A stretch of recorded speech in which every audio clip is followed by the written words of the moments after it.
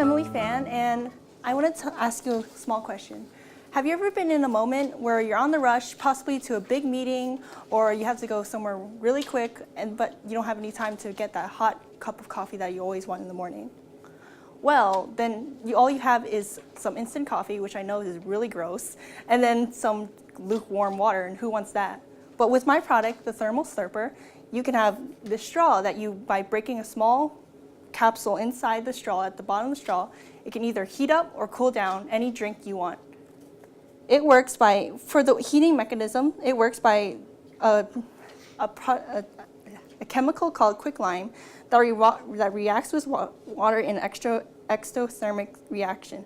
You probably never heard of quicklime before, but it's also used in MREs in the Army to heat up people's foods. And also it's FDA and EPA approved. And for the cooling, you would use dry ice with water or high pressure CO2 gas that can cool down the water down to negative 20 degrees Fahrenheit. But I would be searching how to make sure that the temperature wouldn't be as cold as negative 20 degrees Fahrenheit. For the plastic, it will be a thicker, BPA-free, double-lined straw so that the chemicals can be within the straw but not touching the actual liquid of your supposed drink. And so all you need to do is break the seal and just put it inside your drink of choice, and then within minutes it can warm up or heat or cool down to whatever you want. I would be mostly targeting people who are on the go, such as business people who need to get somewhere but don't have the time, or people who go on hikes, campers, or anyone who goes on activities but they don't have any accessible ability to heating or cooling. And I'll also be advertising it to people who cannot afford things that can heat up or cool down things, and they can't afford microwaves or fridges or such things like that. And so I would start by expanding regionally first by doing regional retail, and such as Target or ShopRite, and then go on to more larger nationwide retailers such as Walmart or Kmart, stuff like that. And I'll also have a website so that I can advertise through there, and then I also try to create infomercials and advertisements so that it can show people how the mechanism works so that they know how my product will work. And so the cost is, I estimated around, per straw, the plastic would cost 0.0015 to 0.0019 per straw. And then the CO2 is 0.08 per pound, and quicklime is 0.24 per pound. And so my total price would be around 0.039 per straw. And so I estimated that to about 100 straws, which I would want to repackage amount straws to $3.90 for a straw. And I'll sell them for either $10 for 100 straws or $30 for 500 straws. And so by selling them at these points, I can also make a profit while keeping them at a low price for people who want my product, because no one really wants an expensive straw because it's a straw and it's disposable. And that's all.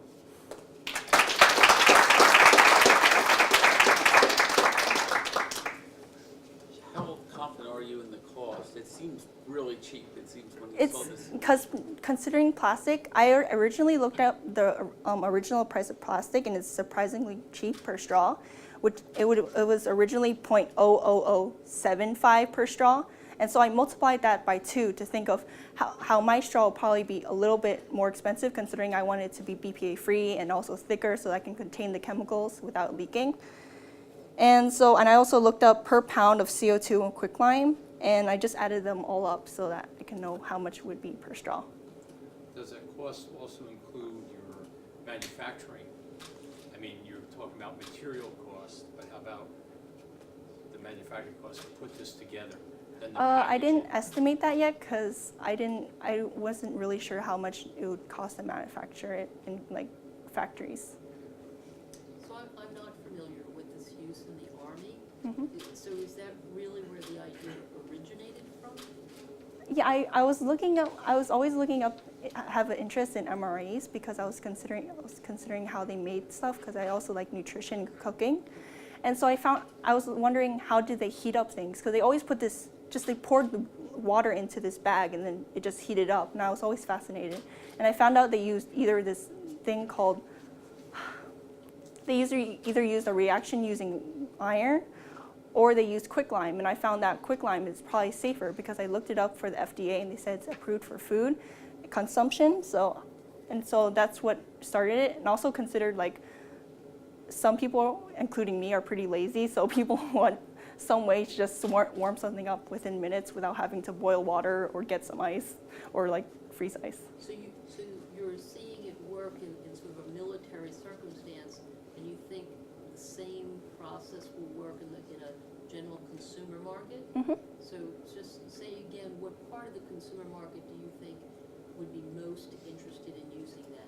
I feel it's for kind of universally anyone who just wants to find a convenient way to heat up their liquids.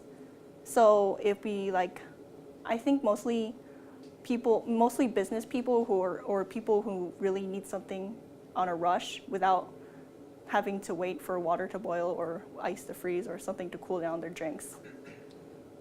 Is the product dangerous in the sense of handling it? Suppose you open it up and you hold it in your hand versus having it in the liquid. So on one end, you could have the hot one with the red color or the blue. Is it potential? Is there precautions that have to be taken in the handling? I would make sure to research to make sure that the temperatures will only go up to around 100 degrees Fahrenheit, which isn't that hot, and also go down to, I want it to be around 0 degrees Fahrenheit or like maybe 10 degrees Fahrenheit. So, and I also searched up quicklime, it only goes up to 1 minute. I mean, not one, sorry about that. 100 degrees Fahrenheit, but I just need to figure out how to fix the CO2 so that it won't be as cold. So why do you think this idea is not on the market now? I searched it up, and then everyone had ideas of cups that would heat up, but then those cups, they require electricity, and then those are inconvenient. Those are also very expensive. But I don't think anyone realized that straws can heat up too, because they think straws is disposable, cheap plastic. So they never thought of the idea that a straw can be the way you can heat up your food and drinks. Okay. Thank you.